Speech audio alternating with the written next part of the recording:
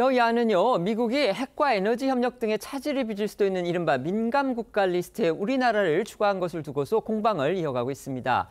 국민의힘에서는요, 민주당의 줄탄핵 공세와 함께 이 대표의 사법 리스크 중에 하나죠. 이른바 대북 송금 의혹을 지적을 하면서 민감 국가 지정 역시도 이재명 대표 탓이다 이렇게 주장을 했습니다.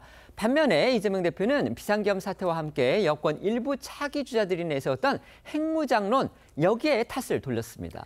네, 국민의힘 권영세 비대위원장은 민주당이 윤 대통령에 이어 한덕수 국무총리까지 탄핵 소추해 대외적인 불확실성이 커졌다고 지적했고요.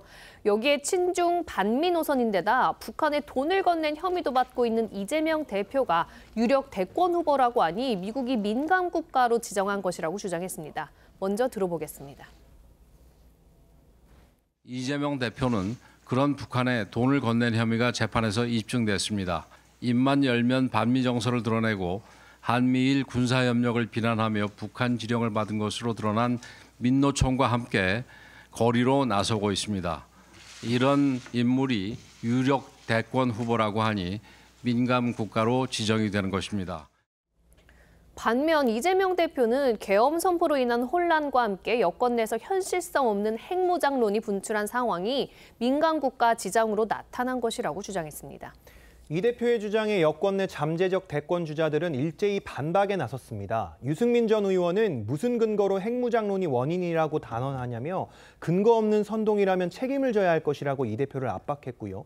한동훈 전 대표는 핵 잠재력 확보가 필요하다며 이재명 대표가 뭘 잘못 알고 있는 것 같다고 했습니다. 이재명 대표와 한동훈 전 대표 목소리도 이어 들어보시죠. 핵무장을 해야 된다느니 이런 허장성세, 현실성 없는 핵무장론, 결국은 이런 민감국가 지정으로 나타난 것으로 보여집니다. 북한과 같은 고립 상태가 초래되는 걸 감수하면서 핵무장을 해야 된다고 생각하십니까?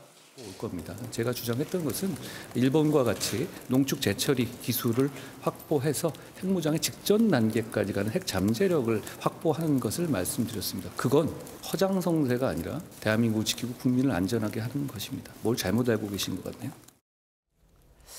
이 같은 여야 공방을 좀 무색하게 만드는 주한 미국 대사대리의 발언이 오늘 또 방금 전해져서 속보로 전해드리겠습니다. 그 미국 정부가 우리나라를 이제 민감 국가로 지정한 것과 관련해서 조셉 윤 주한 미국 대사대리가 오늘 그 주한 미국 상공회의소 그 초청 특별 간담회에 참석을 했는데요.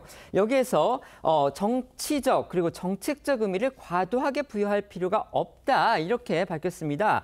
윤 대사대리는요, 미국 에너지 부에는 여러 가지 연구소들이 있는데 그 연구소에 민감한 기술과 자료가 포함이 돼 있고 지난해에도 2,000명 이상의 한국 학생 그리고 연구원이 방문을 했다. 그런데 이 과정에서 일부 보안 관리 문제가 발생을 했고요. 이에 따라서 한국이 이 리스트에 포함이 된 것일 뿐이다. 일부 한국 언론 전문가들이 이를 이제 미국 정부의 어떤 정책적 결정으로 이렇게 해석을 하고 있는데 이건 사실과 다르고 이번 조치는 미국 내 연구소 보안 차원의 내부 조정일 뿐이고요. 그러니까 인공지능, 바이오 기술 분야를 포함한 한미 간 협력에는 영향을 미치지 않는다. 지난 1월에 한미가 인공지능 확산 방지를 위한 협력을 맺으면서 한국은 1등급 국가로 지정이 됐는데 이것이야말로 미국이 한국과의 협력을 얼마나 중요하게 생각하는지 보여주는 증거다. 이렇게 얘기를 했습니다.